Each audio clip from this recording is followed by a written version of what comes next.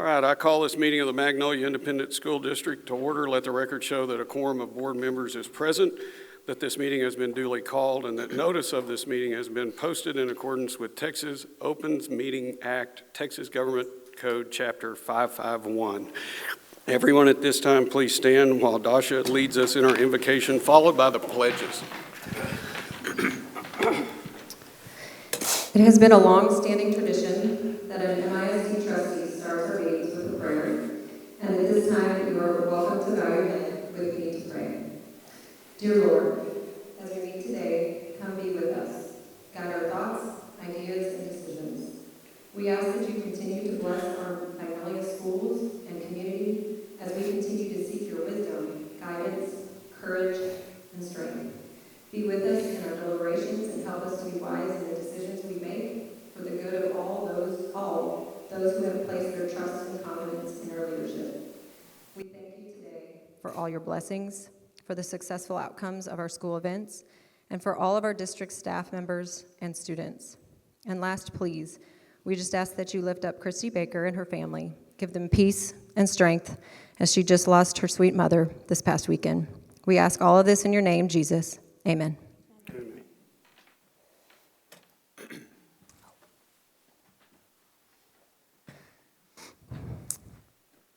I pledge allegiance to the flag of the United States of America and to the republic for which it stands, one nation, under God, indivisible, with liberty and justice for all. And now for the Texas pledge. Honor the Texas flag. I pledge allegiance to the one state, under God, one and indivisible.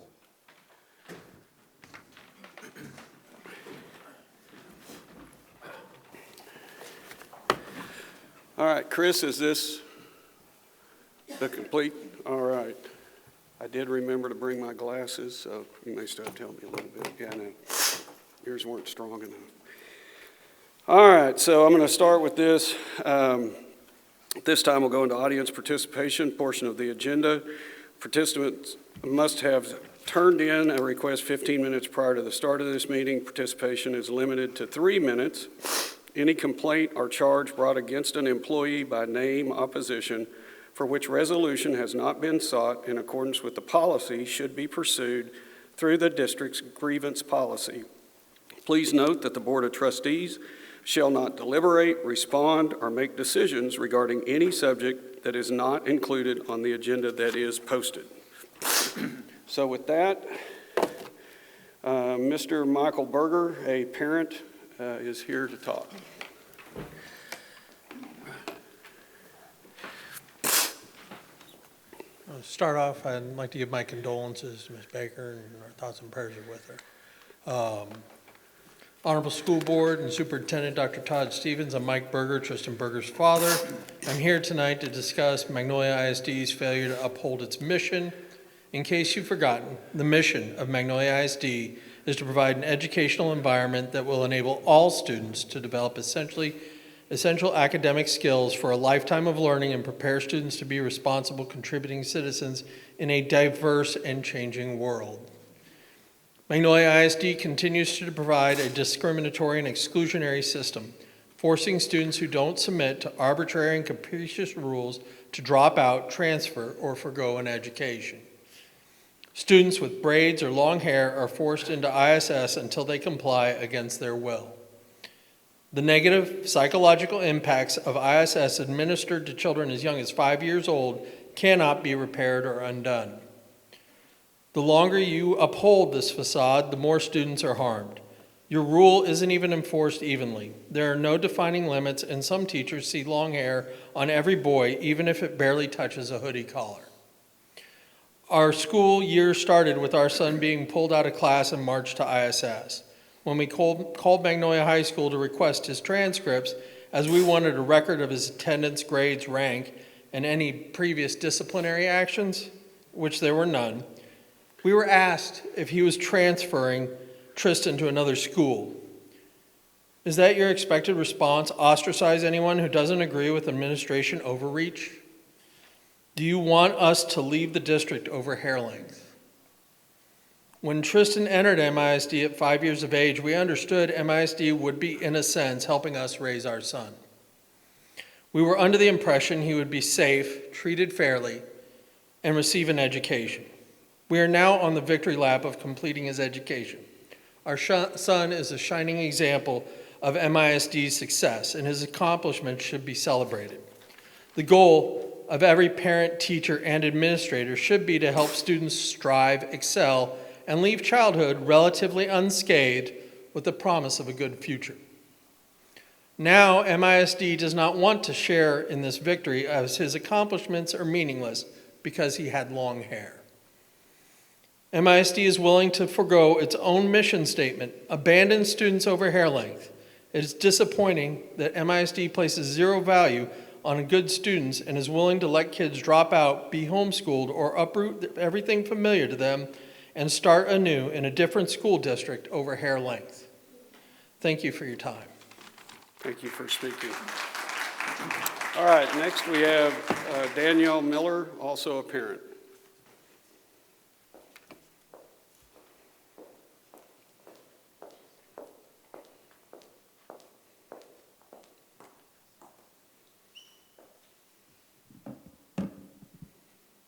Hello, my name is Danielle Miller, and I am the proud mother of a non-binary fifth grade student. I have been here in front of you 3 times. I've had 2 grievance meetings. I'm awaiting my 3rd level 3. And just last week, I testified at the Texas House of Representatives about the discrimination at Magnolia ISD. And quite frankly, I'm tired of arguing with you about my non-binary child's worth and existence. I'm tired of debating my child's humanity with you. So I'm going to use the remainder of my time here talking to the children who are being affected by your discrimination, bullying, and harassment. To the 3 children who were put in ISS for over a month and then sent to DAEP for standing up for your human rights, I see you. And I am so proud of you. I see you struggling and missing your friends, but I also see your bravery and incredible strength. And I see how heartbroken you are that a school district turned against you. To the children that have been forced to cut their hair because of the principals of your school, I see you. And you are beautiful. Although the principals are dehumanizing you and taking away your body autonomy, I see you. I see the pain you were in when you were hiding in the school's bathrooms, embarrassed of your forced haircut. I see the trauma in your eyes. You are not alone, and you are so loved. To the kindergarteners, 1st and 2nd graders that have been sent to ISS because of your hair, I see you. And I am so sorry that between a pandemic and now this dress code issue, this has been your only experience of school. I am so sorry that your school career has been derailed because of a school board that is trying to leverage their own political agenda. And you are just a pawn of their narcissism. This wasn't how your school career should have started. To the children in the district in my DMs that are too scared to come out of the closet because of how your parents and how the school will react since they clearly do not support you, I see you, and I love you, and I am proud of you. I see all of you. I see your trauma, and I see your pain. But I see bravery and strength. I see children supported by amazing parents who refuse to be gaslit by a district that uses manipulation and abuse to control. And to my sweet Tristan, don't let bigots shake the amazingness that you are. Magnolia ISD, you have failed our children. Thank you, Ms. Miller, for speaking. Next, we have Donald Tadlock, parent.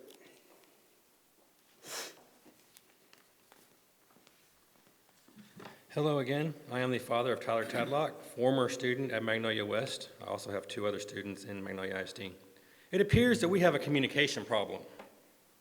It also appears that this board believes it does not have to act on the concerns of parents of this district, and that somehow it is above us. Let's be clear.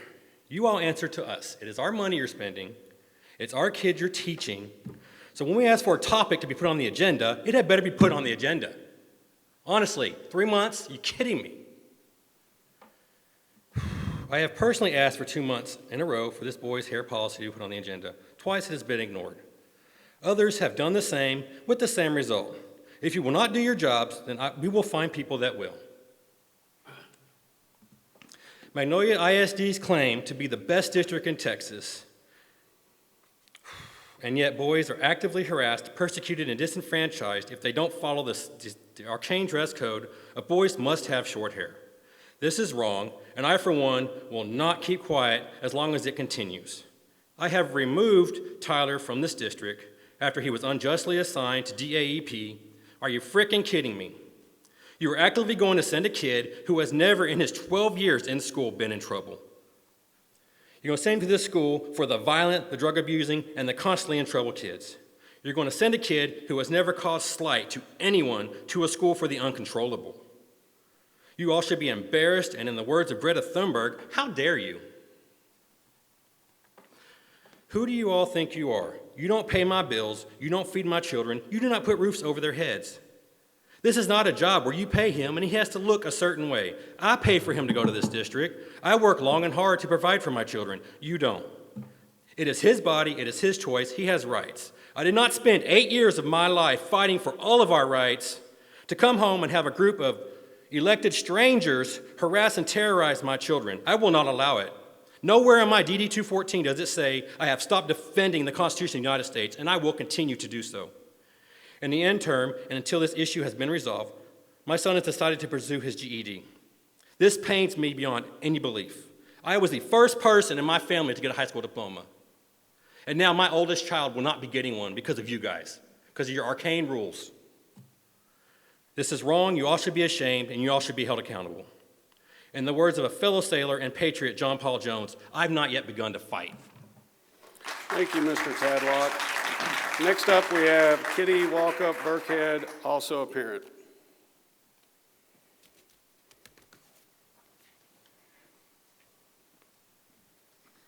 My name is Kitty Walkup Burkhead. I am the mother to 2 sons in Magnolia ISD, one at Smith Elementary and another at Bear Branch Intermediate. I'm going to share the email I sent to all of you last week because I want to make sure you know what I said in it. To whom it should concern. Today, my heart is breaking for my 6-year-old. Monday, I was told we had until Wednesday to cut his hair. I told him that the principal called me to tell me that he had to have his hair cut or they would put him in school suspension. We told him that the choice was his, keep his hair and be homeschooled, because we're not going to let our 6-year-old be placed in ISS and eventually DAEP, all because of his hair. Or we could cut his hair.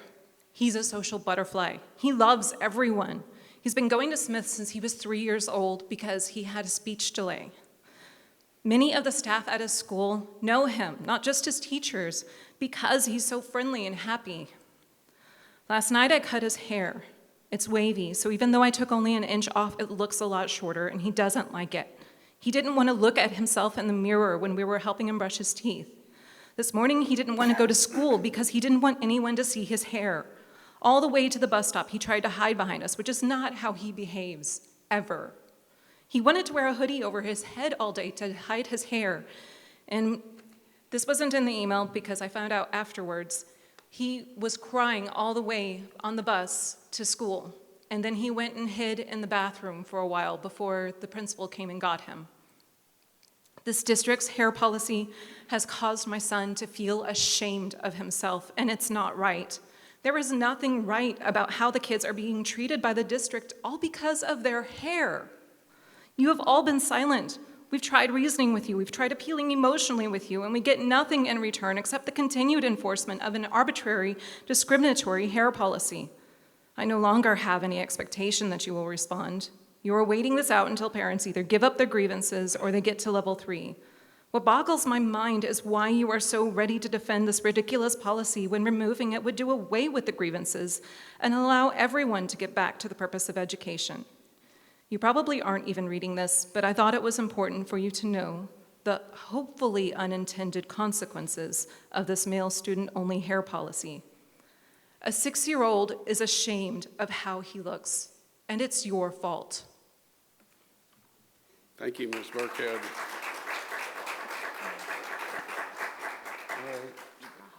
Rob. Mr. Cisneros, also a parent, or Miss Cisneros, R-A-H-A-B, is that correct? Good evening, Board. Good evening, Dr. Stevens. I am Rahab Cisneros. I have 3 kids in the MISD.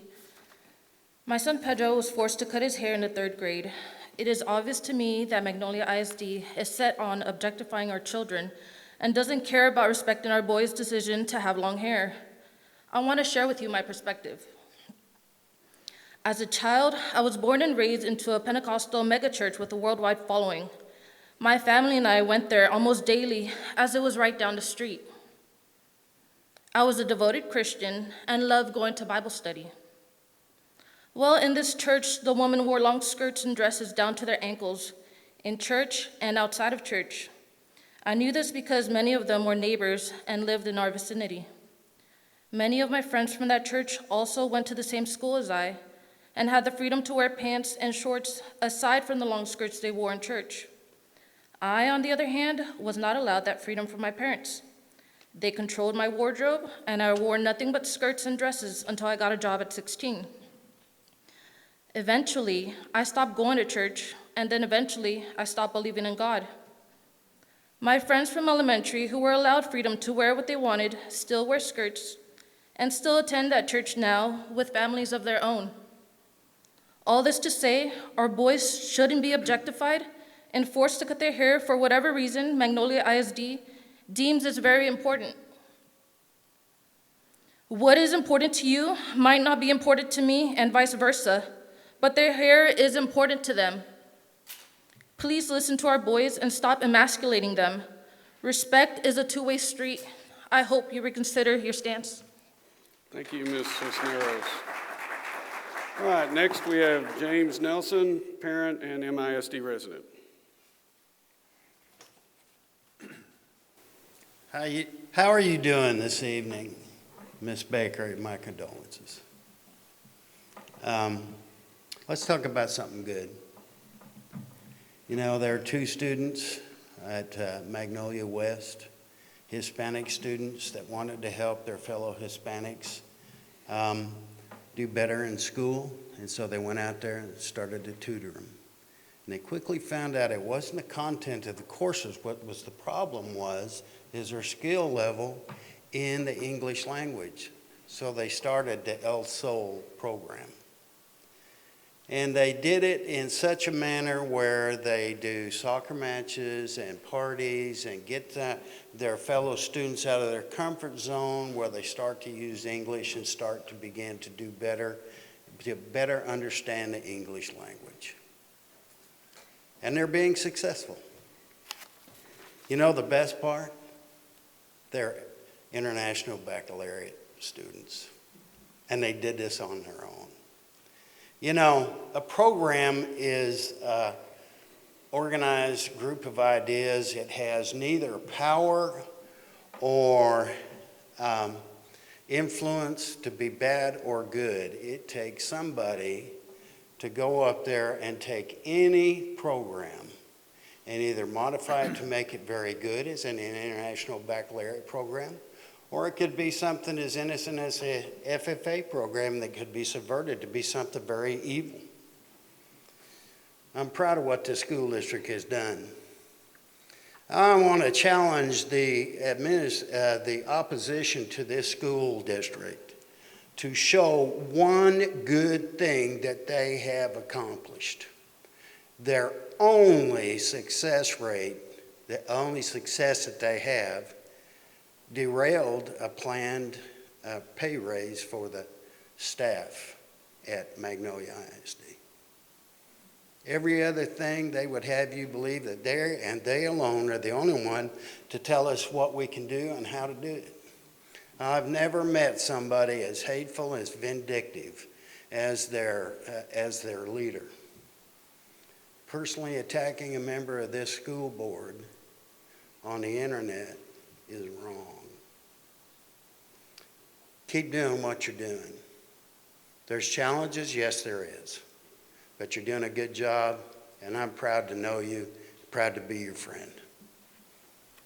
Thank you, Mr. Nelson. Next up, we have Mr. Mike Barnes.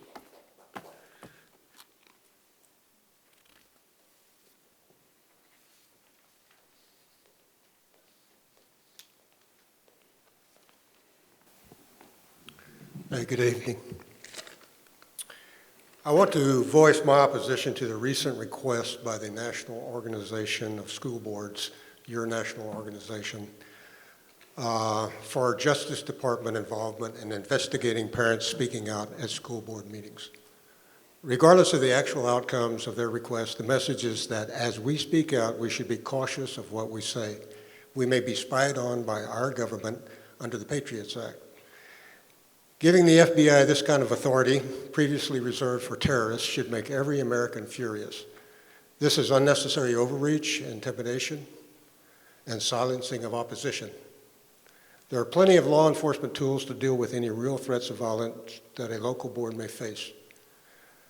No, this is an in-your-face retaliation by some of the nation's more radical school boards against vocal opponents.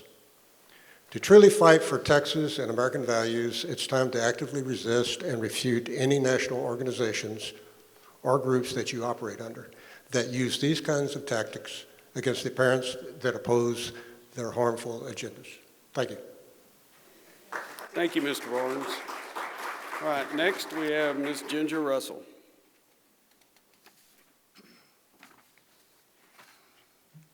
Christy, I'm sincerely sorry for the loss of your mother. I really am.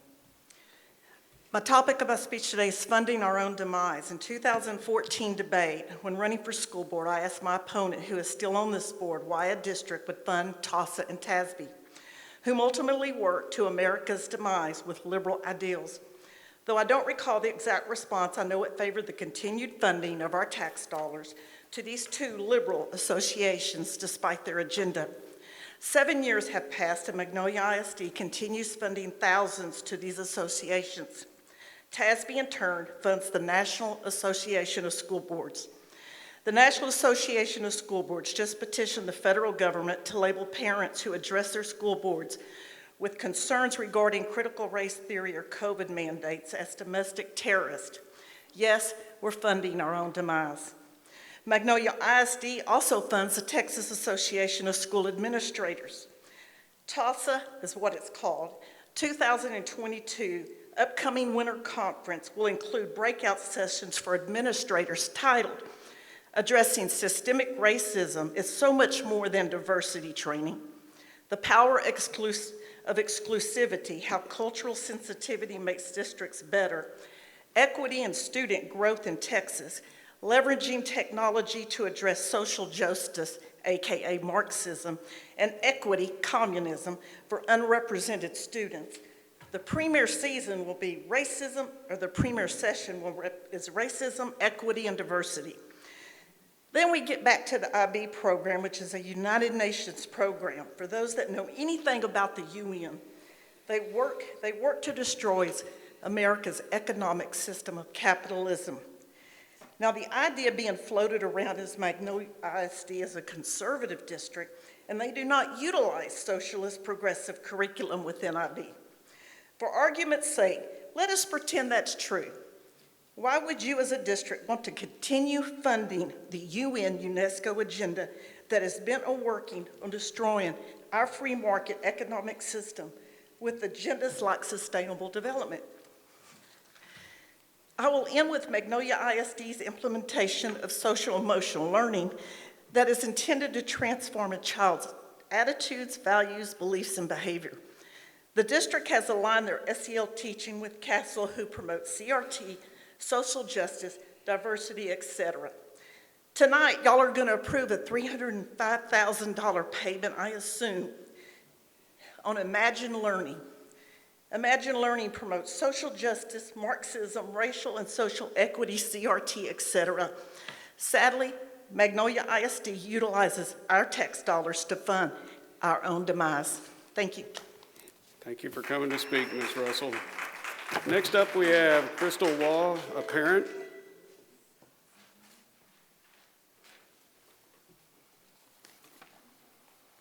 Good evening. I'm Crystal Waugh. Your silence speaks volumes. I've reached out to each of you and have received no response. I know many people that have reached out to you individually and have also received no response. You have so many families that have an issue with your discriminatory dress code policy, yet you sit here in silence and continue to dismiss us. Not only do you not respond when someone reaches out to you, you also have not put the dress code on the agenda, despite many, many requests for it. There's been no dialogue or collaboration with concerned parents. It appears that you do not care. Here's a quote from your own code of ethics off of your own website, bullet point number 14. Make certain the board and staff remain responsive to their community by assuring courtesy to patrons, considering their views, and treating them with respect and dignity. That does not happen. Do you care or are you concerned that you are enforcing a discriminatory dress code policy? Do you care or are you concerned that you're forcing children to change their appearance against their will? Do you care or are you concerned that you're pulling innocent children out of the classroom and isolating them from classroom instruction? This is their right, and you are depriving them of their basic rights. Do you care or are you concerned that kids have had to drop their AP classes because they were stuck in ISS and unable to attend mandatory school meetings? Do you care or are you concerned that you've sent innocent children to alternative school because they don't look like the stereotype that you've set forth as your standard? Do you care or are you concerned that as you continue to aggressively enforce your discriminatory dress code policy, that you're not consistent in your enforcement? Do you care or are you concerned that specific kids have been targeted and others get away with dress code violations daily? It's your job to care, and it is your job to be concerned. It's your job to do something about it. It's your job to communicate with concerned parents. You have been made fully aware of all of the discrimination issues within this district. Allowing discrimination to continue is negligent. You have the ability to stop this immediately, yet to this point you've chosen to do nothing. I'm asking you to do your job and to follow your code of ethics. I'm asking you to put the kids and their education first. Thank you, Ms. Wall. Next, we have Mr. Ryan Wall, also a parent.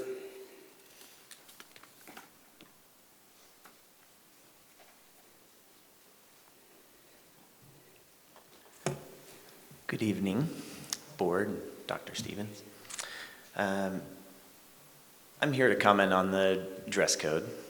I want to cover two things that are particularly troubling in regards to this matter. First, you have several instances on your website and stated in your policies that are in direct conflict with the actions on the ground. You state the Magnolia Independent School District does not discriminate on the basis of race, color, national origin, sex, age, or handicap in admission or access to, or treatment or employment in all of its programs and activities. Your mission statement, which was already read once, so I don't need to read that again, but the end of it, contributing citizens in a diverse and changing world. I would like to request that you either remove these statements from your website or add the language, as long as you look a certain way as a boy or as a girl, you will be accepted by the world. I would appreciate y'all just be honest and upfront with your feelings.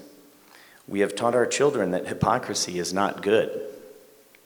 Hypocrisy is defined as the practice of claiming to have moral standards or beliefs to which one's own behavior does not conform.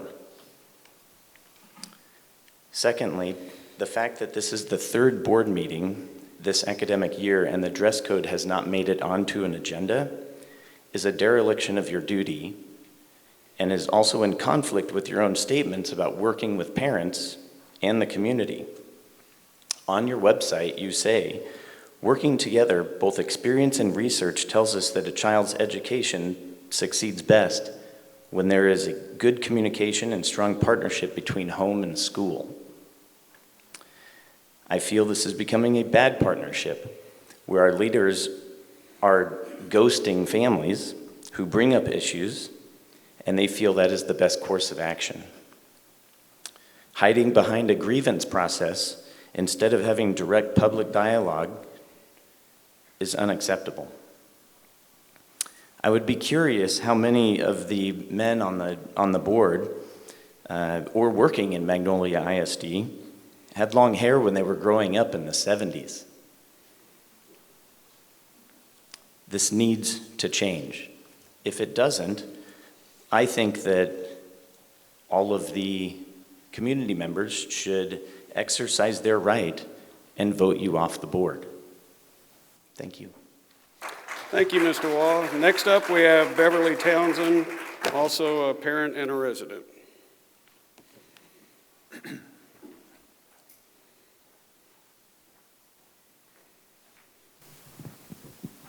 Hello. Thank you so much for listening to what I have to say. And actually, I'm going to keep it short and sweet because I agree with Mr. Berger. I feel for the other parents that got up to address the hair code, and that's why I'm here. As my son's got long hair. He hasn't been put in ISS yet, but his hair's not quite that long yet. But he does have plans. So, my main concern is we should be focusing on the student's education. I'm also concerned in the division that's coming between the school board and the district and the parents right now because of this. So I think there should be some dialogue or some kind of communication about why there's not a dialogue about this, so we can end this division, because we should be working together for our students and our children to be successful. I graduated from Pearland High School, but I went to Magnolia from 2nd grade through 11th grade. I'm not going to tell you when, but it's been a while back, and I appreciated going here. So I want my son to feel the same way. My heart goes out to some of the parents that are going through some issues with their children, and their children are suffering because of their hair length. So my short and sweet statement is that it's not right to deny a male the same education as a female based on the length of their hair. It's discrimination, in my opinion, and actually it is. A female student and a male student with the same length hair should be allowed to have the same education as one another. And I appreciate you hearing me. Thank you. Thank you, Ms. Townsend.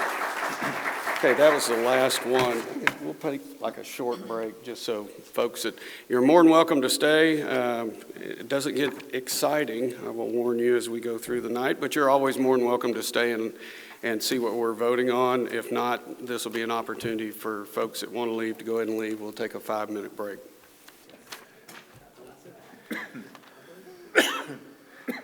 All right. We're going to start back up here with the consent agenda. Moving on to that consent agenda, it's the portion of the agenda consists of items to be routine and will be enacted by one motion unless separate discussion is requested. So it is items 5A through E. Has everybody had an opportunity to take a look at those? Anybody want to discuss them? All right, I will need a motion that we approve consent agenda items 5A through E. Motion by Joe, seconded by Christie. All in favor? Motion passes. All right, next up, where's Dr. Morse? So, he's a pretty, I can usually pick him out. Dr. Morris, Mr. Wonderful, is not here tonight. He's struggling with some sick members of his family. Okay. And we recommended that he be at home. So we're going to table particularly the first report and the presentation on that until November. It still meets our timeline of the required reporting of the district having a report on that. So we'll just table that at this point and move down here. He has a couple of these other things he's the point person on, but I think we can pass those without him being present. Okay. So are you going to talk about them? Or the next one we had was considered to approve a resolution establishing a one-time payment for district employees. That's the bonus, the one-time payment that we had discussed in the past. Actually, it's the second of the one-time payments that we'll be presenting our employees with this year. And as this board knows, that has really been popular with our teachers, and that's been a good mechanism for us to use some additional funding for that point to get it in the hands of our staff members. So again, this one would be for a November 15th check, $1,000 for employees. And so I am just excited to be able to recommend that. And I know we'll hear a lot of great things. And, you know, they got another one on their first check in September when we came back. I wholeheartedly recommend it, and I think Mr. Morse would concur with that. So, Does anybody have any questions or comments on that? All right. Well, then I'll need a motion that we approve the resolution as presented establishing a one-time payment of $1,000 for all educators for the November 15th payroll. Can I get that motion? Christie, seconded by Sonia. All in favor? Motion passes. All right, so the next one is around the resolution for employee pay due to emergency school closure on the 14th. we did close for the non-hurricane on the 14th. And thank goodness it was a non-hurricane. And although it did get to hurricane strength for us, it did bypass us a little bit. And but I don't think that any of our students or residents would have been in favor of being in school that morning with it, a Category 1 hurricane moving off the coast toward us. So this resolution just enables us to pay our employees for that missed day due to an emergency reason for that. So it's standard operating procedure when we have to close for those type of situations. Does anyone have any questions or comments on that? All right, I'll need a motion that we approve the resolution as presented establishing employee pay due to emergency school closure on September 14th. Motion by Gary, seconded by Travis. All in favor? Motion passes. All right. You've got the delegate thing here, don't you? Let's see, we got Dr. Garza. I don't see him. In Dr. Garza. I can recognize these folks. I lost track of here, but we did have a. To everyone tonight. We did have a program that we were going to, look at our goals for our academic side of the go deal, but Dr. Garza is a little bit down with a little stomach bug, and so we're going to kind of give him a bypass on this, and we come back because we want him here for that presentation. Sure. I know there's some capable staff that could have picked up the ball and run with that, but we sure like to have Dr. Garza answer some questions and tell us where we are in some of the stats, and to review some of our qualitative and quantitative goals that we have for our academics. So we'll bypass that. So. But we do have Miss Nancy Rodriguez. I do recognize her. And she's here. She's here. You get kudos. And she is our favorite bilingual director for the district.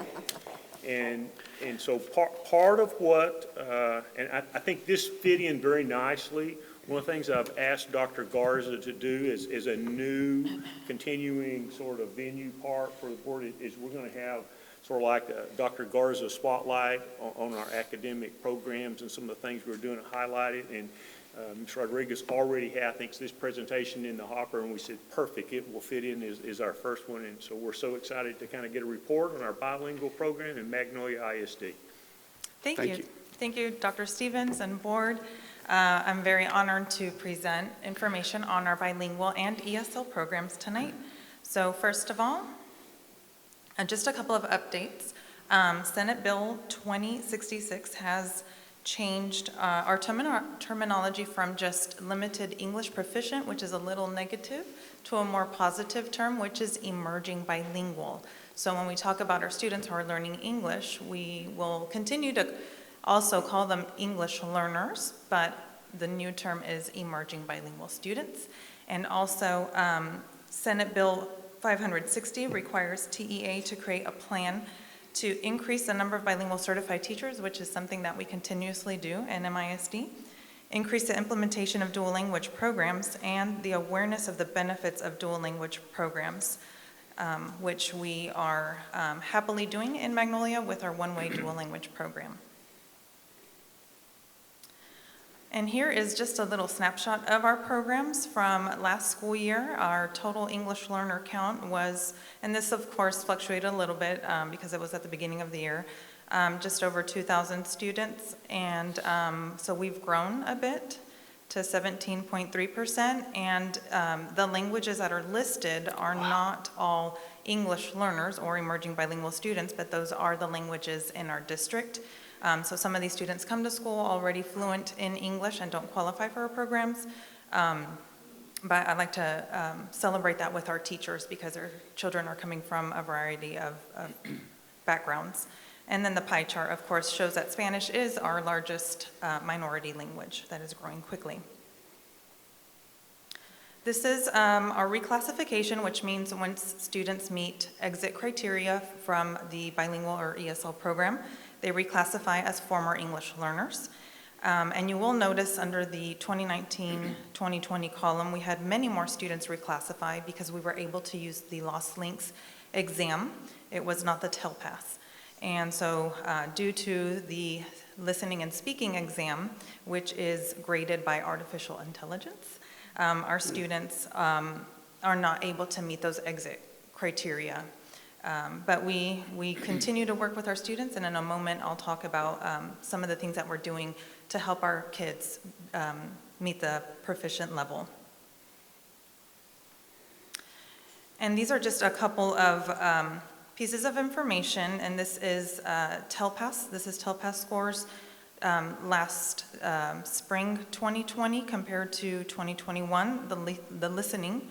And of course, you will notice, and I know the numbers are small, but we had double the amount of students take the test in spring of 21, and you'll see we have many more students at the advanced and advanced high, which are the two columns on the right, versus beginning level. So we'll always have beginning learners, beginning listening level students, but we will always work on them increasing one level each year. And then this is speaking, and you'll notice right there, the third column is the advanced, and then we have fewer students on the advanced high level, and that is what we are continuously working on. Everyone in the curriculum department, that's what we talk about with our teachers in all contents. We're all listening, speaking, reading, and writing daily so that our students are comfortable in producing the language when they have to take the exam. And this is in comparison to the state. So it is a celebration to see that our students, this is a grade 2 especially. Grade 2 students in our bilingual program, their instruction is primarily in Spanish, their reading instruction, but then they do they study other subjects in English, as well as, they're in specials and they're exposed to the English language. So we can see the top bar on the top half is how we did, or how the state did, I'm sorry. And then the bottom bar is how we did in Magnolia ISD. So we did supersede those levels.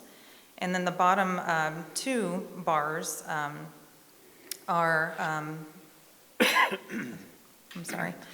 The top half is listening, and then the bottom is speaking. So you can see also on the state side, they did lower in those areas, but we did better than the state. So it is a celebration, but we will continue to improve. And then on this graph, you can see this is reading. Specifically on this test, the children are reading in English on their own. There are no linguistic accommodations. And so they are reading. Some tasks are pretty easy, but then it does get to grade level appropriate reading. And these, again, are our bilingual students who are receiving their reading instruction in Spanish, but with all the activities that they do in other contents, they're able to transfer what they know in reading and apply it to English. So they are being pretty successful in that. And as I mentioned, that's just a snapshot of what our students are doing. The instructional plan for increasing these levels include an implementation of listening and speaking activities that we have created in Canvas. And also we have 3 campuses that are piloting a program called Summit K-12 that all over the state, districts are using it and are seeing very positive results in their students, specifically in the listening speaking. So we are doing that. We also have district-wide biliteracy collaborative meetings. Today we had one with K through 2nd teachers, and they're collaborating on Spanish language arts TEKS, but also English language arts TEKS, making sure to emphasize the connection between both languages, which is what dual language students should be doing, and make some successful students. We have new curriculum documents to support the teachers through that. And also, where we have a shortage of bilingual teachers, we have an alternative language program which is staffed with ESL certified reading teachers. So our bilingual exception is what I have to file with the state and hope it is approved. Last year it was approved due to a shortage of 16 bilingual teachers, and that usually gets to me in the spring. And so I'm getting ready to turn in the 21-22 exception for a shortage of 14 teachers, which we lost some teachers, but we also were able to recruit quite a few, but we are still short 14.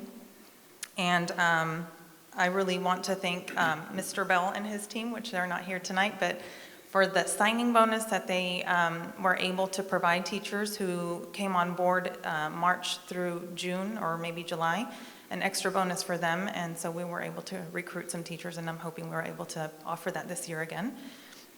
Also, we will continue to go to job fairs, whether it's virtual or in person. I've been attending virtual ones, which are very interesting to have a virtual job fair. And as I mentioned, our alternative program includes ESL certified teachers. Professional development opportunities for these teachers, for bilingual teachers. First of all, we have full-time bilingual coaches that I am also very thankful for. Without these ladies and a new gentleman he's at Williams Elementary, I could not do my job. They are wonderful. They are very knowledgeable in the content, English language arts, Spanish language arts, and all of that. Also, Smith Elementary is fully staffed with bilingual through 4th grade. That is a great celebration. We have those biliteracy collaborative meetings, which are very important in the PLC process, where they're making cross-content connections. For example, today we were integrating social studies into our reading language arts. And also, we continue to provide preparation for the bilingual certification exams, and which are 2 exams on top of the core subject, the STR and the PPR exams. And for ESL teachers, along the same lines of, we have secondary cohorts for teachers of newcomers to give them extra support, and also opportunities focused on sheltered instruction, which is pretty much good teaching practices, the ELPs as well, and review sessions for the ESL 154. And that is just a summary of all things going on in the emergent bilingual English learner world in Magnolia ISD. That's great. Does anybody have any comments, questions? Are you finding that it's easier or harder to get these bilingual teachers? Does it seem like that we're going to be able to get more of them, or it's getting more difficult? The test itself has been difficult for a few years, and whenever I log on to our TEA English Learner Program updates, there's always a question of, is the state considering maybe changing the test so it's not so difficult? And so they always say, well, we are providing training opportunities to assist our teachers to study for the exams. So definitely whenever we have students, for example, we have a 3rd grade teacher at Smith, and he is bilingual, he can speak it, so he's studying for his bilingual exam, and I tell him, study for the writing. You have to be able to write professionally, and we don't write our lesson plans. We haven't been writing our lesson plans in Spanish, but that would really help, and also communication with parents and among colleagues. So the writing portion seems to be the more challenging portion. So it will continue to be a challenge, but we will continue our efforts in preparing them for the test. So is it similar to like bus drivers? There's just an all-out shortage because of... Mm-hmm. Yes. But it would be a fair assessment to say there are some candidates, but it is difficult to become certified and Most pass definitely. some of the certification requirements, which I think we've struggled with for a number of years. But kudos to you, because I know Mr. Bell was a part of getting some of the structured parts that we have in there for some incentives to get people to come to Magnolia ISD with a certificate to teach and be here. But that all started because you brought a request to him and showed him some of the concern, and you got that initiative starting going. So thank you for your leadership in that area. Thank you. I had a question. The children, which are now maybe in high school, that went through the bilingual program, are we encouraging them at all to seek that as a profession, since there's such a shortage? And understand from my daughter's friends that are bilingual that there's wonderful bonuses out there. Are we encouraging our own high school students to consider this so we can hire them back? So I would have to say, because I'm also over the World Language Department, whenever we have conversations and we talk about their students in level 3 and above, and I tell them, we need them to become teachers. So I know in those classrooms they're talking about it with their students. I don't know if any of y'all went to homecoming at Magnolia West, and Maite, her goal is to become a bilingual teacher. And I also, there's another student that I talked to, and her name is Kim, but she also said she wants to become a bilingual teacher. So I, of course, knew them from whenever they walked the halls of elementary school, but I do encourage them as often as I can. But I would love to have some sort of a program to maybe help them, like a grow your own kind of like that. It almost sounds like we need that. Develop our own and hopefully be able to recruit them to come back. Yes. Well, it sounds like that's a new job description. All right, anybody else? Well, thank you very much. Thank you. Appreciate it. All right, now we have consider and approve a delegate, a representative alternate to the General Assembly of the Houston-Galveston Area Council for 2022. So I'll use the acronym. The HGAC's bylaws authorize each member of an independent school district to designate a delegate to the HGAC General Assembly. Delegates must be duly elected members of school districts' Board of Trustees. HGAC is a voluntary association of cities, counties, and special districts in the greater Houston area of Southeast Texas. The last couple of years, MISD representative has been Dr. Travis Moffitt. Thank you, Travis. And the alternate was Kelly McDonald. It's now time for us to select a delegate and an alternate for this year. Do I have any volunteers? Travis? I don't know doing it again Okay. at all.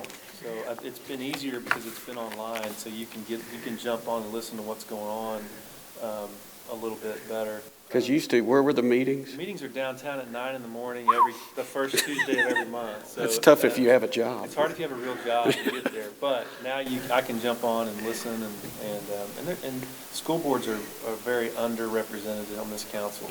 And the times I've gone, there's been 3 of us from different school districts. In all the school districts of Houston, there's been 3 school board members there, so it's a very underrepresented, part of that council, and so I'm happy to do it again. Okay.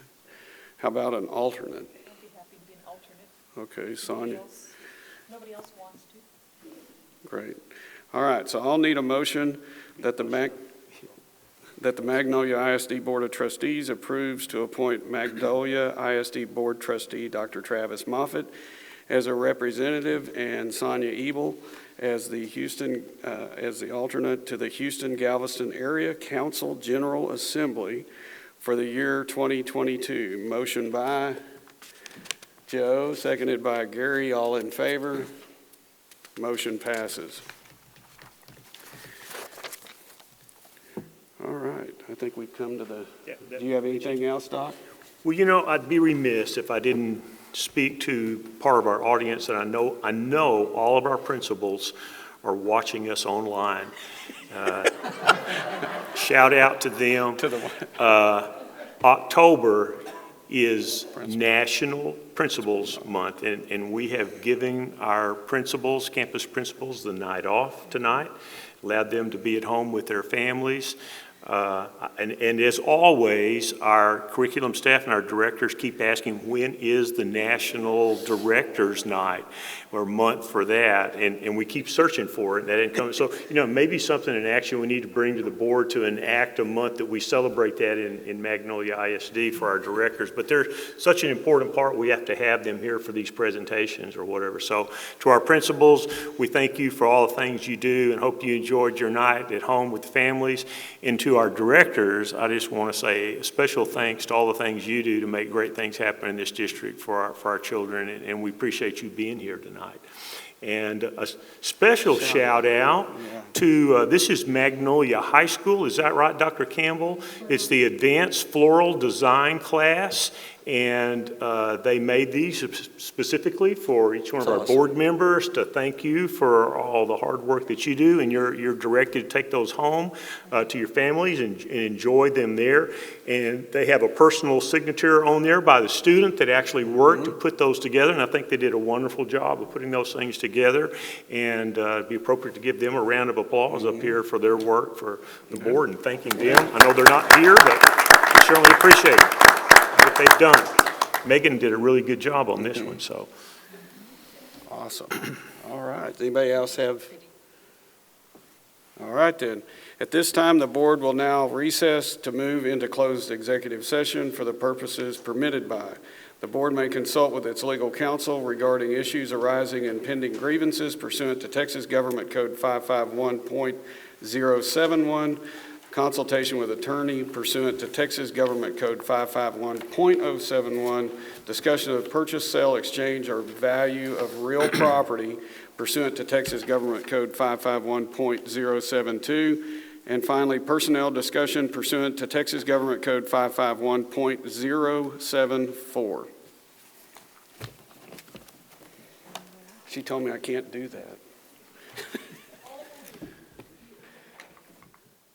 All right, I'm going to need a motion that we adjourn this meeting. Motion by Gary, seconded by Dasha. All right, all in favor? Meeting adjourned.